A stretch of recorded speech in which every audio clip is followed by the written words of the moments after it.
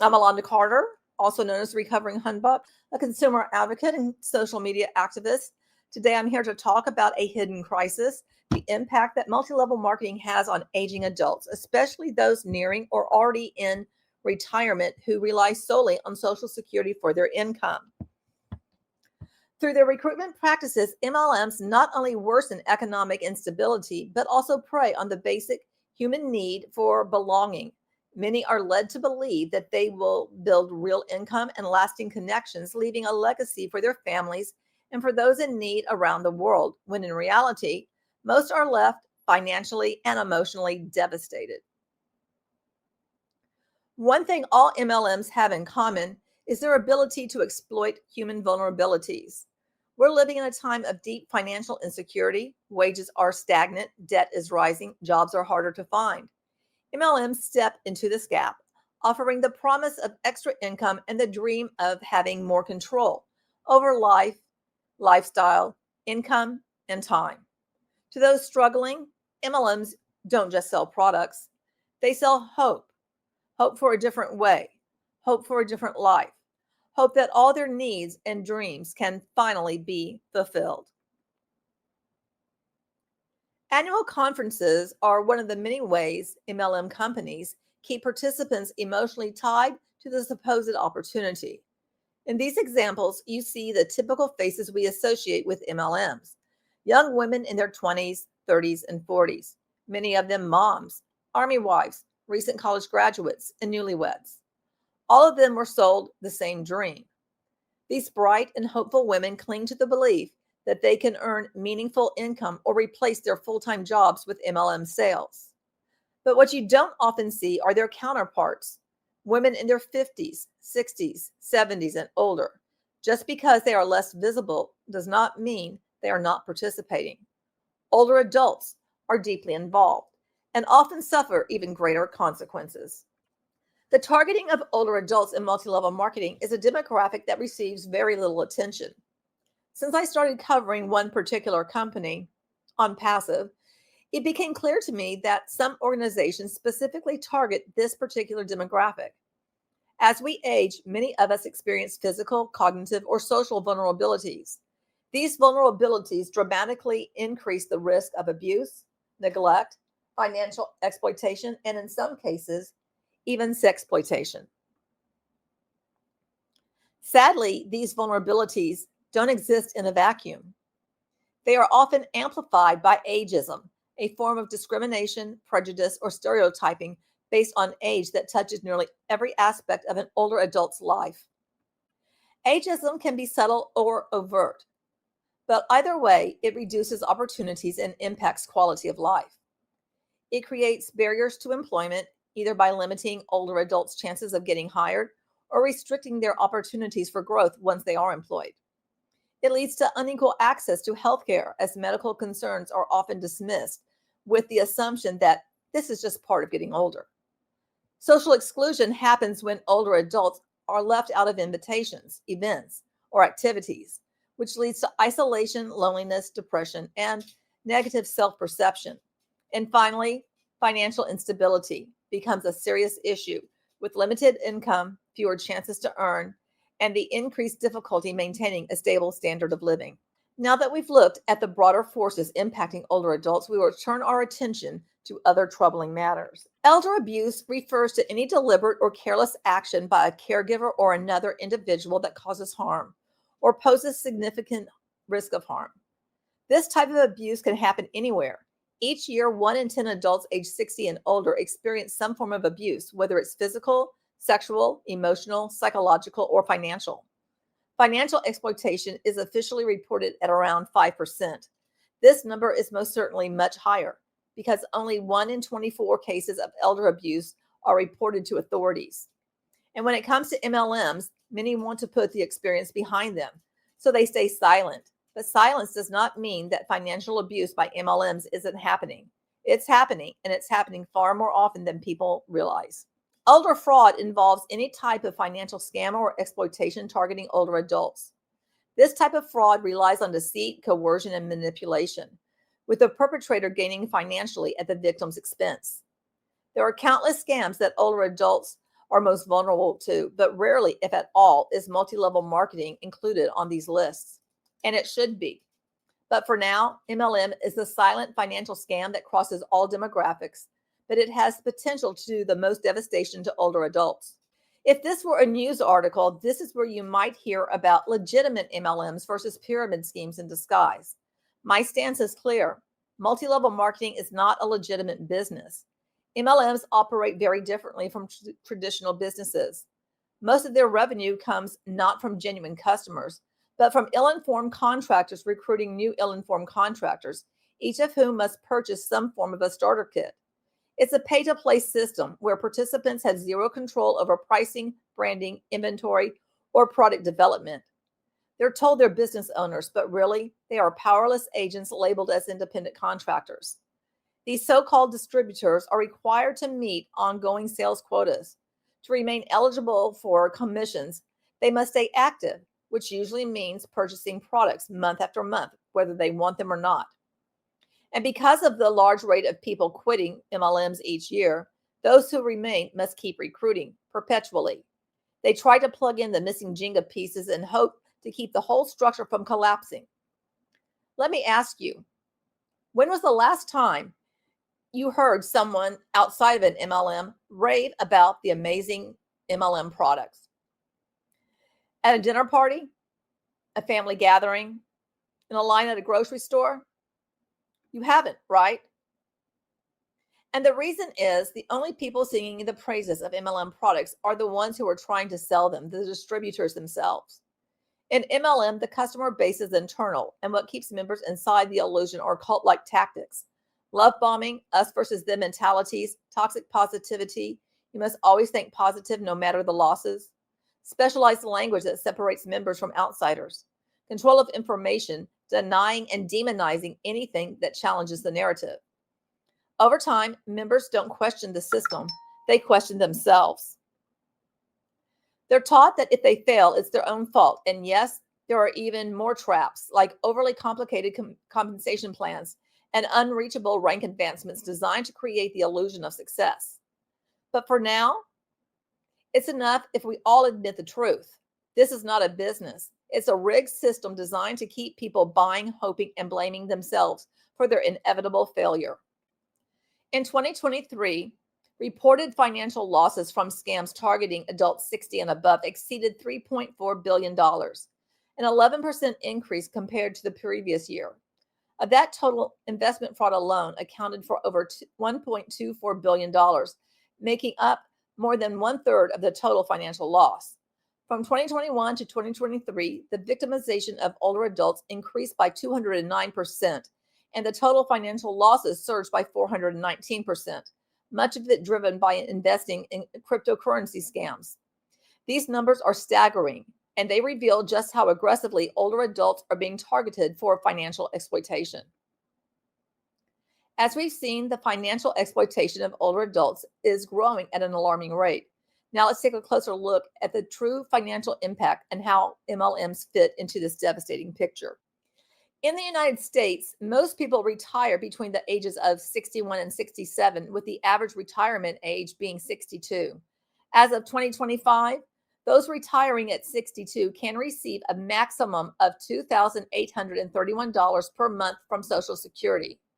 At full retirement age, which is 67, the maximum benefit rises to $4,018 per month. Those who delay retirement until the age of 70 can receive up to $5,108 per month. When we look at the different generations, two main sources of retirement income are consistent across the board: Social Security and personal savings and investments. For some 40% of retirees who rely exclusively on Social Security for their retirement income, it does not cover all of their average expenses. The shortfall is over $34,000. Younger adults earn on average $75,000 annually, whereas retirees do not receive a third of that from Social Security for their income. Even when we factor in additional sources for retirees like pensions, investments, or part-time work, younger adults still earn over $16,000 more a year than their older counterparts. The income gap highlights how difficult it is for retirees to maintain even a modest lifestyle, and why many are vulnerable to the financial promises of MLMs that seem to offer hope for a better future. The cost to join an MLM can vary widely, but on average, it's somewhere between $100 and $600 just to get started. In most cases, new members are also required to make an initial product purchase, typically between $100 and $300, although many end up spending much more. Younger adults tend to allocate about 11% more of their earnings towards discretionary expenses. Retirees, on the other hand, have 11% less to spend, making any new financial obligation a burden. Even a few $100s is far more devastating for them. And while ageism can affect people across all ages, it hits retirees especially hard. For many older adults, buying into an MLM isn't just a risk, it's a financial gamble they can't afford to lose. The financial impact of MLMs on older adults is significant, draining savings, creating new debt, and compounding the very insecurities these companies claim to solve. Many MLMs specifically design their messaging to appeal to older adults, tapping into hopes for health, security, and independence. Although the mantra of all MLMs is that anyone can join and be successful, like other brands, each tends to focus on a specific demographic. Those targeting younger people focus on beauty, wellness, lifestyle, and social media aesthetics. The recruitment occurs more on social media platforms that appeal to a younger audience, such as Instagram and TikTok. Younger adults tend to get caught up in the appeals of glamour, independence, hustle culture, and the visual transformations. MLMs targeting older people focus on health, long-term wellness, financial security, or mission-driven opportunities. And for them, recruitment happens more often by word of mouth, community events, Facebook, and YouTube. Older individuals seek health, security, community, and the simplified business promises that MLM offers. The appeal of MLMs deeply resonates with the ageism older adults face due to employment barriers, economic instability, and the feelings of social isolation they often face. MLMs seem to offer a pathway to fill the financial gaps that leave many choosing between meals and medication. For those seeking greater independence and hoping to not rely solely on government support in their later years, MLMs appear to provide a second chance at earning income they may not have secured earlier in life. In addition, the community aspects of MLMs helps ease the pain of social isolation. Participants find themselves surrounded by others seeking the same things: purpose, connection, and hope. It feels good to be part of something, and MLMs know that. After all, as humans, we are wired to belong. Now I'll share with you a few examples. One clear example of targeting older adults is Enagic, with promises of financial freedom and better health through Kangen water. Founded in the 1970s, Enagic is a company that sells water ionizers under the brand name Kangen water. Pictured here are three of the core products, often referred to as the Enagic trifecta. The Anespa system, it's for your shower, one of Enagic's water ionizer machines, and a special Kangen tea. Over the years, Enagic distributors have formed a number of marketing groups to promote the products. One such group is the Enagic Dream Team, created by Darren Ewert and Mike Dreher in 2016. The Dream Team has been instrumental in promoting Enagic's products and its business opportunity to new recruits. Darren and Mike's backstory is somewhat fragmented. They place a lot of emphasis on having entrepreneurial experience, but when you look closer, it's difficult to verify. It appears that the bulk of Darren and Mike's professional identity today revolves around their involvement with Enagic and building their funnel system to recruit others into their team. These are some of the faces of typical Dream Team members and a few of their leaders. Mike and Darren present themselves as just a couple of regular guys who supposedly discovered a system and are now generously sharing it with others for a price. Their funnel moves people through a so-called free webinar, but the real purpose is to convince attendees to purchase their $149 course. And let's be clear, the course itself isn't anything special. It mostly teaches very basic social media advertising strategies, and it can easily fool those who are unfamiliar with MLM tactics and digital marketing. What Darren and Mike don't make clear up front is that once you pay the $149, you'll still need to spend even more because running social media ads costs money. In reality, the system isn't about empowering people. It's about pulling them deeper into a cycle of pay-to-play marketing. And it doesn't stop there. In the last iteration of their course that I reviewed, they introduced the MLM send-out cards as an additional income stream for their members to join. And if someone reaches the Enagic rank of 5A, it became mandatory for those acting as coaches for their course to also join Positive Shift Academy, another paid platform tied to Darren and Mike. Those who purchase the course are told they can request a refund within 30 days unless they take the coaching call. Once you take that coaching call, you forfeit your right for a refund. Now let's talk about these so-called coaches. They aren't trained professionals. They're simply Dream Team members who have reached at least the Enagic rank of 5A. And they earn $50 for every person they successfully sign up into the system. And when I say to you guys, sign up into the system, as soon as you buy an Enagic product, then you're eligible to, have other people buy products from you. So by buying a product, you effectively become a distributor. And their real job on the call is to upsell you, to persuade you to buy the full Enagic trifecta I mentioned earlier. Altogether, the cost of the trifecta is around $10,000. And if you don't have that sitting around, like who does? No problem. They'll suggest taking out a loan or charging it across multiple credit cards. In other words, this coaching call is just a high-pressure sales pitch designed to lock people deeper into debt. Once you say yes, sign up as a distributor and place your initial order, you're immediately invited into their private Facebook group. There, you're love bombed, flooded with congratulatory posts. But many of these members aren't actually making much money, if any at all. It's a facade. The goal is to make you believe that success is inevitable, simply because everyone around you seems so positive and successful. Meanwhile, you're already in debt, but now you have a brand new social circle that reinforces the idea that you just need to keep going. You start attending meeting after meeting, webinar after webinar, getting ready to run your first ad, an ad you were never warned about back when you bought the course. You don't find out about that until it's too late, and that the cost of running ads is even more money. So there you are, already in debt, love bombed into feeling part of a winning team, desperate to recoup the money you've already spent. What you don't realize is everyone else running ads is your direct competition. The ones showing off stacks of earnings have more money to spend on advertising. And the real big shots don't often run ads at all because their downlines are running ads for them and they're collecting commissions off their efforts. It's not a team, it's a system designed to keep you believing, spending, and struggling to catch up. The Enagic Dream Team pushes the health benefits of Kangen water, claiming it can boost energy, slow aging, even heal the body. For older adults, that taps straight into the fear of decline and the desire to feel young and strong again.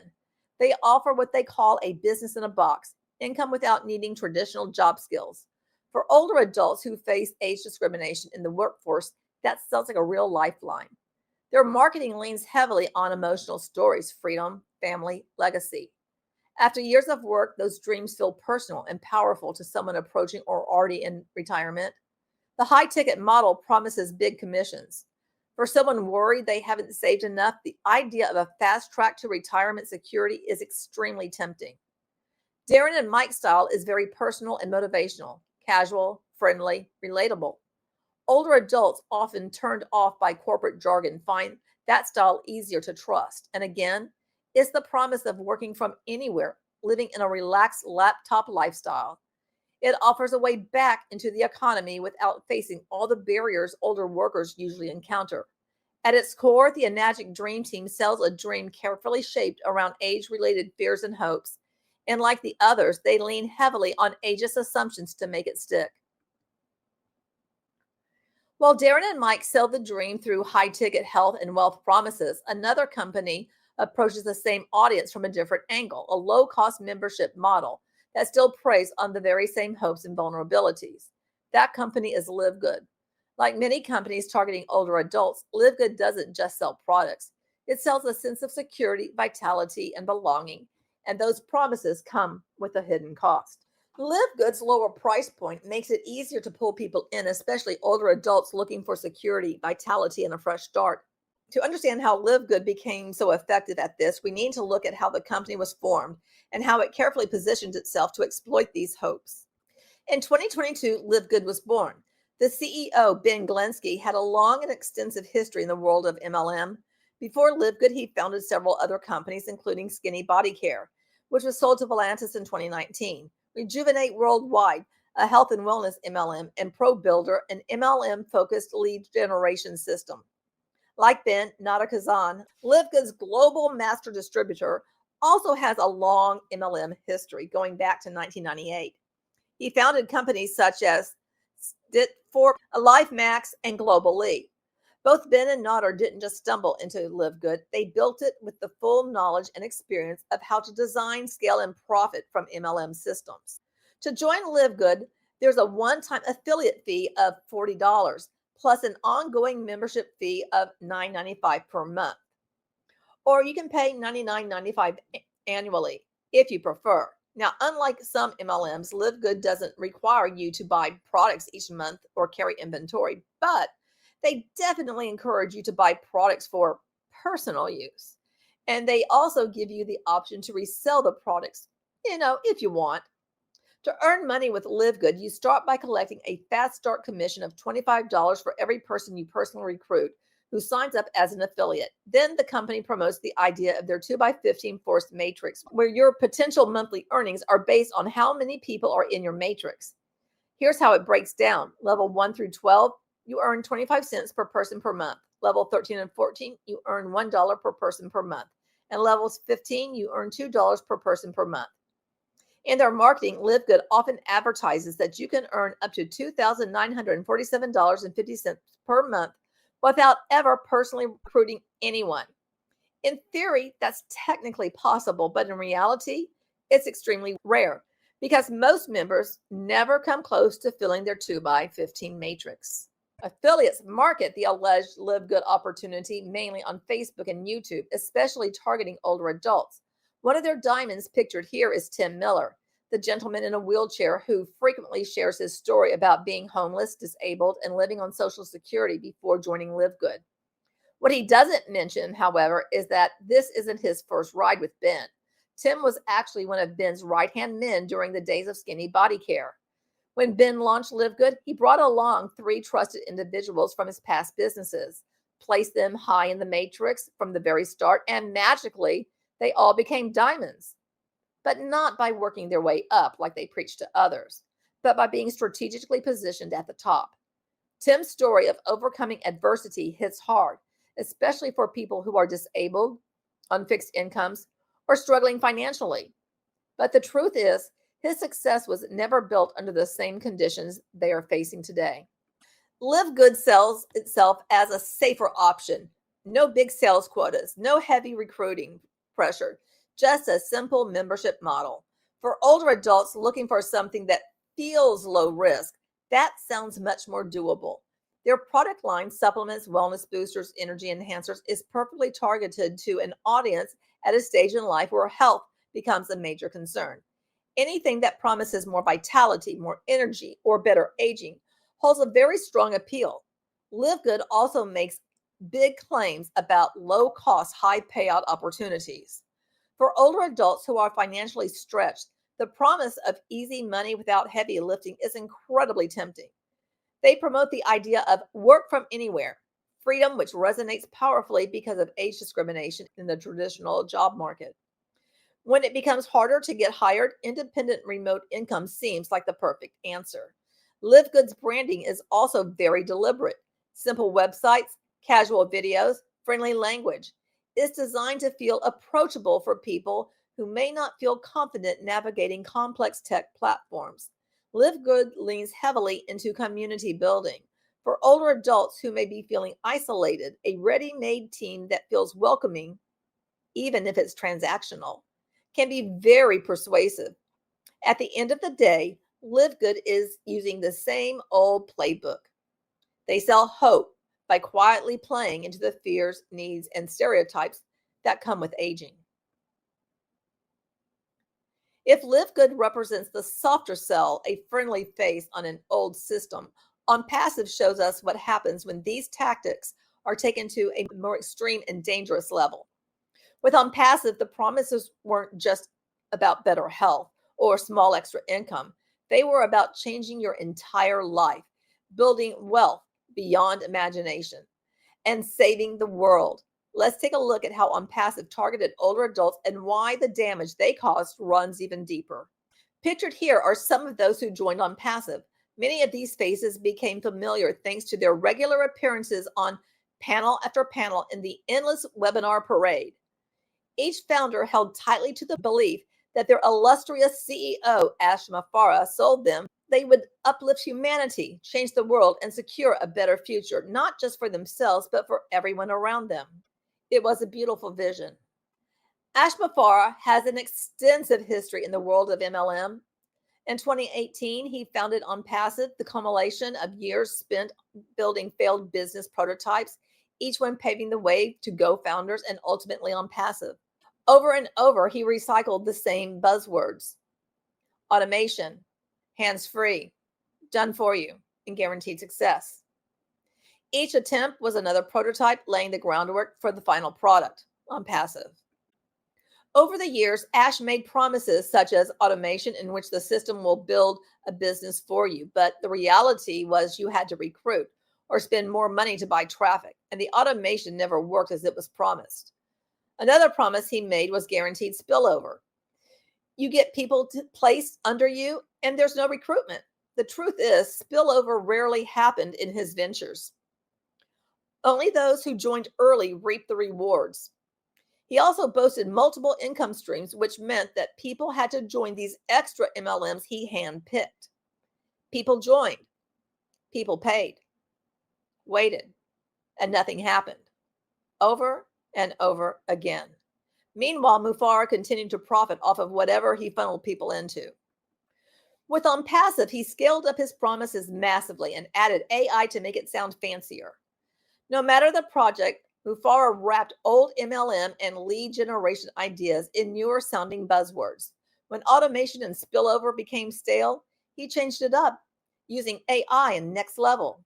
Same tactics, new flashy buzzwords made the new alleged opportunities sound exciting to the victims.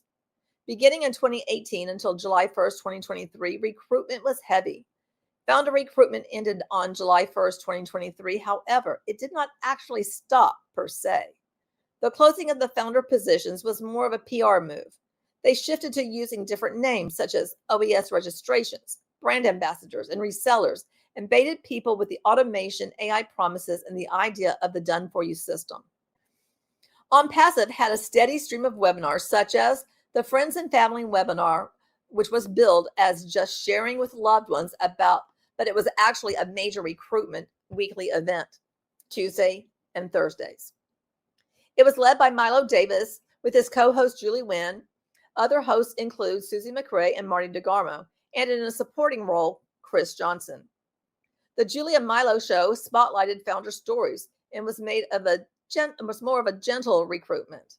Early on, Comfort Confor led the OnPassive Heroes, a webinar which pretended to be empowerment, but was actually global recruitment targeting immigrant countries.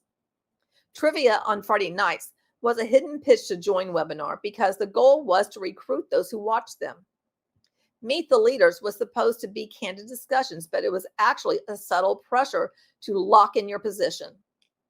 The Ashma Farah Private Founders webinars were supposed to be private updates, but in reality, they were very lengthy and went on for many hours. These were recruitment theater. The Oh Bless webinars was alleged to be about launching a charity platform, which never happened, but it really pitched positions were about to help humanity. OnPassive promised a done-for-you business, no selling, no recruiting, no tech skills needed. For many older adults, that was a dream, a way to make money without the stress of learning new tools or working harder. They pushed emotional triggers too, promising members they could change their family's future and build a legacy. At a time when legacy matters most, the messaging landed. OnPassive also sold itself as a family, a community. For older adults facing isolation, that fake belonging was powerful. They used buzzwords like AI to tap into the fears of being left behind. Older adults were promised a way to stay relevant without needing to catch up on any new technology. Ageism made all of this even easier. Society assumes older adults can't adapt to tech. OnPassive said, "Don't worry, we'll do it for you." Financial insecurity after 50 makes false promises feel urgent. Instead of talking down, OnPassive flattered them as visionaries, gained their trust. And most everyone who joined didn't see the red flags. OnPassive didn't just sell hope, it sold hope designed to exploit the fears that come with age. As a brief follow-up to my prior OnPassive presentations, because I had presented about OnPassive before at the conference, the company's main website now redirects to the founder back office login. The SEC's civil case alleging securities fraud and operation of a pyramid scheme was reportedly settled on March 26, 2024, though the settlement terms remain undisclosed. A stay of proceedings is currently in place, meaning the legal process is paused but not concluded. In the meantime, Ash Mafara continues to appear on webinars and hints of a new opportunity for his OnPassive founders. Earlier this year, my team identified a rebrand called OnFusion. The redacted business registration document you see here links the new venture directly to Mafara. As we've seen, MLMs like Enagic, LiveGood, and OnPassive do not just offer products, they sell powerful emotional illusions, health, wealth, independence, and community. But behind the dream lies a harmful reality targeting older people with ageist messaging and misleading recruitment tactics that prey on their vulnerabilities. From the done-for-you AI promises on OnPassive to the high-pressure upselling of Anagic's dream team and the matrix-based illusion of passive income from LiveGood, each system relies on constant recruitment and personal financial risk, not sustainable income. To address this growing crisis, we must educate seniors about common MLM tactics and red flags, implement age-inclusive financial literacy programs in community centers and online, and advocate for regulatory reform that classifies predatory MLM models as deceptive trade practices, along with continuing to support all creators working to expose MLM harm, along with other grassroots efforts. MLMs will always evolve their marketing, but we can evolve how we respond, protect, and empower our aging population. Thank you so much for your time. I hope that each of you will consider how to be part of the solution in protecting our older population. Recently, the World Health Organization held a webinar, which I attended incidentally, which they shared the release of the ageism scale, a new way to measure ageism. If you're interested in seeing how you can leverage it in your research, I highly recommend that you look into it. It's included in my references. And again, thank you.